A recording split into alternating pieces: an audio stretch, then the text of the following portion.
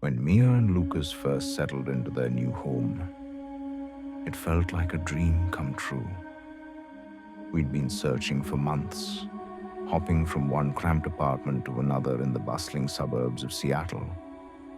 But this Victorian-style bungalow in a sleepy coastal town in Oregon caught our eye immediately.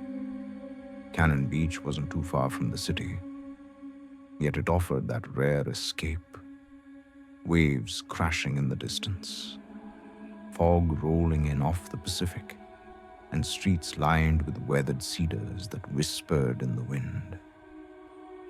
It was the kind of place where locals nodded hello at the farmers' market and left their doors unlocked during the day. After years of corporate grind and endless traffic, we craved the simplicity. We were leasing the main floor of an old triplex with an elderly couple, the Harrisons, living above us. They were warm, always sharing stories about their grandkids and dropping off jars of homemade jam. But the unit below ours in the basement level was a mystery. It looked neglected from the outside, faded blue paint chipping away, windows obscured by thick vines, and a garden overrun with weeds that seemed to swallow the path to the door. We assumed it was vacant, perhaps in need of renovation. It added to the charm, making our space feel even more secluded. The basement window faced our living room. I noticed it on our first evening as I arranged books on the shelf. It was a small rectangular pane half buried in the earth, smeared with grime and framed by overgrown ivy. Something about its dim glow unsettled me, like a forgotten eye peering up from the ground. I mentioned it to Lucas, joking that it reminded me of an underground lair. He chuckled and pulled me into a hug, saying it was just my overactive imagination from all those late-night podcasts. The first odd occurrence happened about 10 days in. I was up late, working on freelance illustrations under the glow of a desk lamp, when I glanced outside. Through the fog, I saw a faint light flickering in that basement window. Not steady, like a bulb, but erratic, as if someone were holding a candle or a phone screen. I strained to see more, but the vines blocked most of it. Shaking it off, I drew the blinds and went to bed. The next morning, over coffee, I told Lucas. He suggested it might be a reflection from the street lamp or even bioluminescent algae from the nearby shore.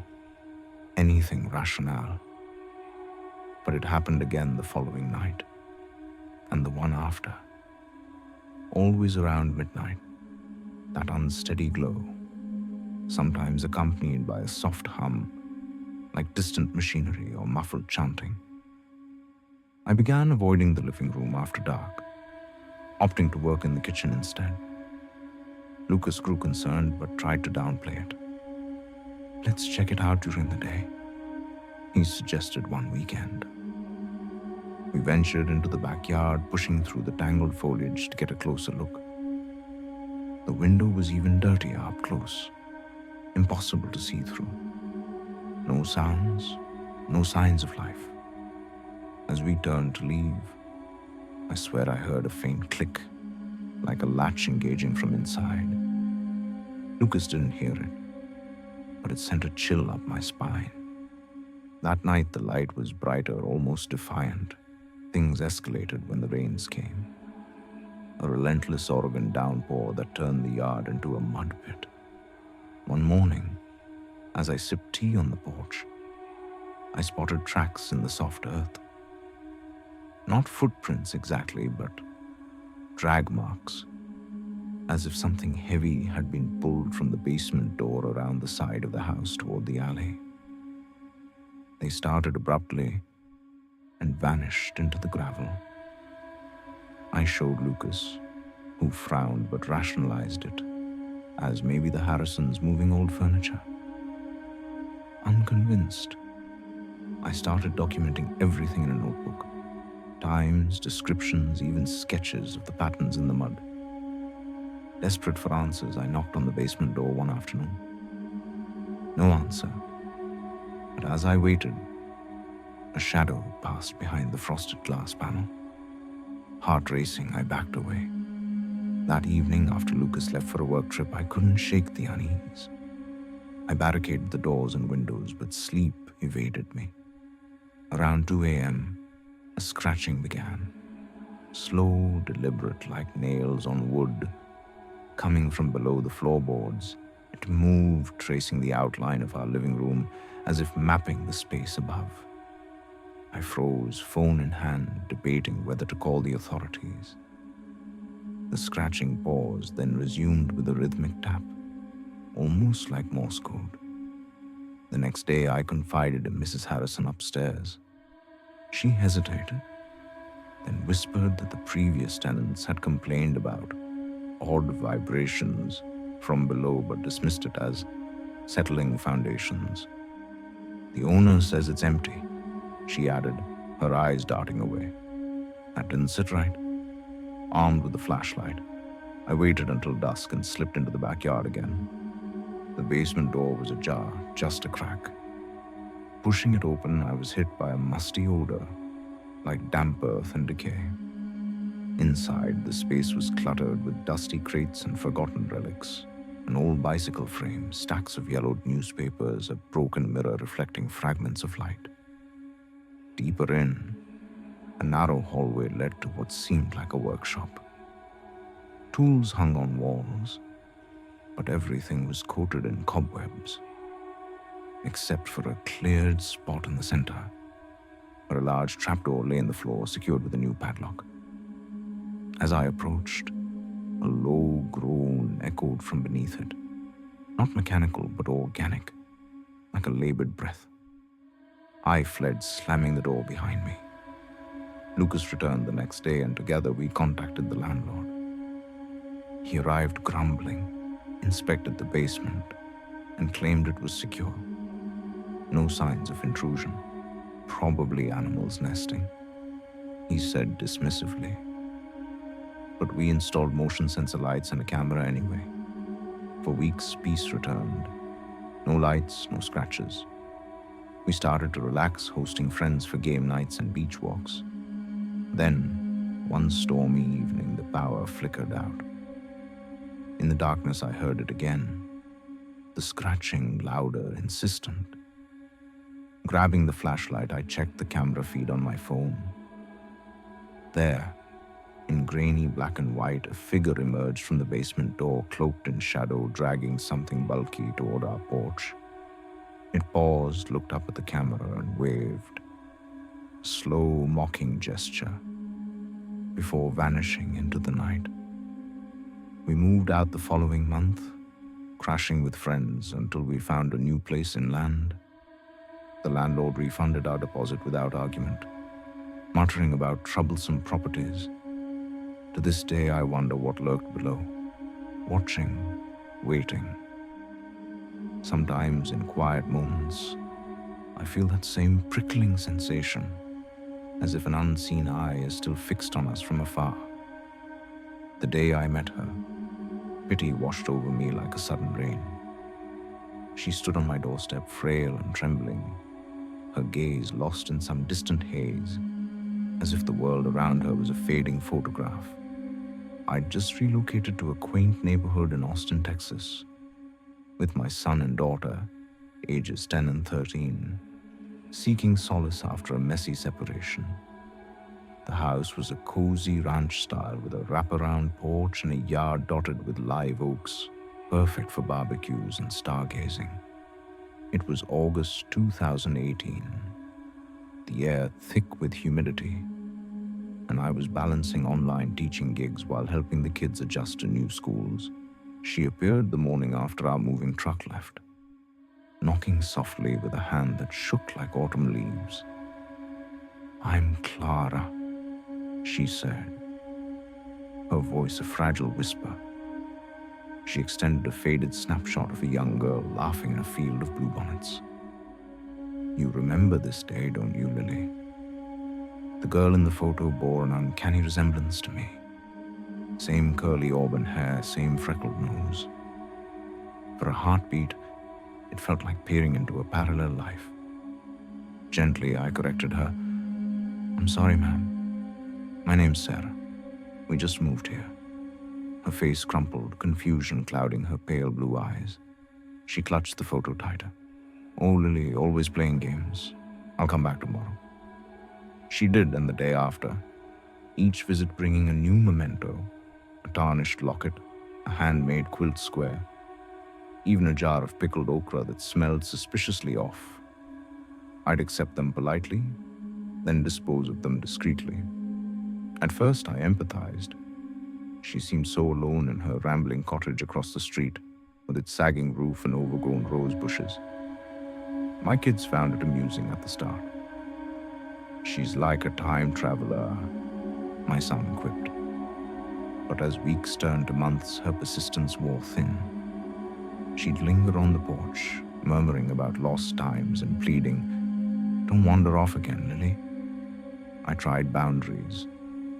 "Please, I'm not who you think," I'd say firmly. Tears would well up and she'd mutter, "Why push me away?" One evening, she gripped my arm softly, her nails digging just enough to startle. "Stay close this time." After that, we ignored her knocks, drawing shades and pretending not to be home. She adapted, waiting silently on the curb until dusk. Then the intrusions began at odd hours. One pre-dawn morning, I awoke to rustling in the kitchen. Heart pounding, I crept downstairs to find her at the table sorting through our mail, humming an old lullaby. "How?" I stammered. She smiled serenely. "The window was open, dear. I was checking on you." I'd secured every latch. I knew it. The police escorted her home, explaining she'd lost her daughter to illness years ago and never recovered. "Harmless delusion," they said. Social services visited but deemed her independent. I upgraded security, deadbolts, alarms, even a doorbell camera. Tranquility reigned for a spell, nearly 3 months. Then, in November, a melody pierced the night, a tinkling wind chime, discordant and eerie, echoing from the attic. Checking the feeds, all clear. But my daughter's room felt off, the door ajar. Inside, Clara sat in the rocking chair, cradling a doll, whispering, "Shh, Lily's sleeping." My daughter huddled under covers, terrified, a pair of scissors glinting on the nightstand. "Why do you hide from Mama?" Clara cooed. I approached calmly, coaxing the scissors away with talk of warm cocoa and sunrise walks. Once disarmed, I dialed emergency services. This time they intervened, placing her in assisted living. Diagnosis: severe dementia. She had no recollection of the event. We relocated soon after to a high-rise condo downtown. My daughter still checks windows obsessively, sleeps with a nightlight, and avoids strangers' gazes. Healing comes slow. Some shadows linger longer than others. Starting university in Boulder, Colorado felt like freedom incarnate. My roommate Alex and I snagged a duplex near campus. Funky wallpaper, sloping ceilings, and a vibe that screamed student life. We were freshmen. Her organized with color-coded notes. Me scattered but enthusiastic. The aroma of pine from the nearby Rockies mingled with faint incense from previous tenants. Downstairs lived Marcus, early 30s, lanky with wire-rimmed glasses and a perpetual hoodie. He seemed innocuous, helping with groceries once, and recommending hiking trails. His grin was easy, disarming. By mid-fall, Alex confided unease about him, but I brushed it off amid exams and parties. When she visited family in Denver one weekend, solitude suited me. Streaming shows, baking cookies, blasting playlists. A ping interrupted. Anonymous message. "Sweet dreams." I replied, "Wrong person." Silence. Next day, careful with that hot pan, don't burn yourself. I just handled one. Our kitchen overlooked his patio, perhaps coincidence. Unease built. Another. Blue jeans suit you. I wore them. Blinds snapped shut, locks double checked, including the side gate. Then, gates secure now. I fixed the hinge. Panic surged. I scanned the yard, empty, but heard a faint shuffle retreating. Confronting Marcus yielded denial, feigned confusion. Police noted it but lacked evidence. Friends crashed over, searching nooks. Nothing. Nights brought creaks from vents, as if whispers traveled through ducts. A note appeared under the mat. Your laugh brightens the day. Keep smiling. We discovered pinholes in walls angled toward common areas. Lease broken, we fled to dorms. Paranoia lingers, keys always ready, glances over shoulders. Trust in neighbors. Shattered. Shifting to overnights at a diner in Boise, Idaho. Warped my rhythm. Dawn arrivals, twilight awakenings, perpetual haze. My studio atop a split-level rental suited my solitary ways. Vintage fixtures, drafty windows, a faint herbal scent. Below dwelled Elias, 50s, burly with a fisherman's cap, seldom seen. Exchanges were curt. His porch accumulated mail like forgotten relics.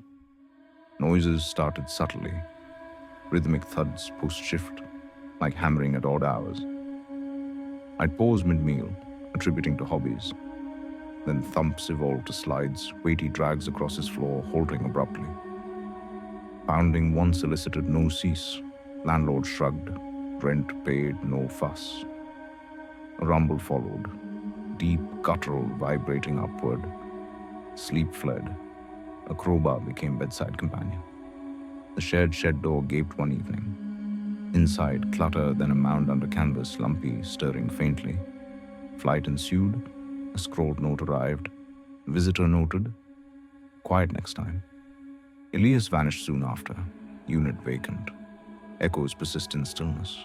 Creaks, breaths. Imagination, perhaps. Yet caution reigns. Doors bolted, ears attuned. If these tales chill you, imagine spotting your neighbor tailing you at the mall. Like, subscribe, share your escape plans below. For more spine tinglers, tap into 5 eerie home invasion yarns next. Vigilance is key, they might already watch. Catch you in the shadows.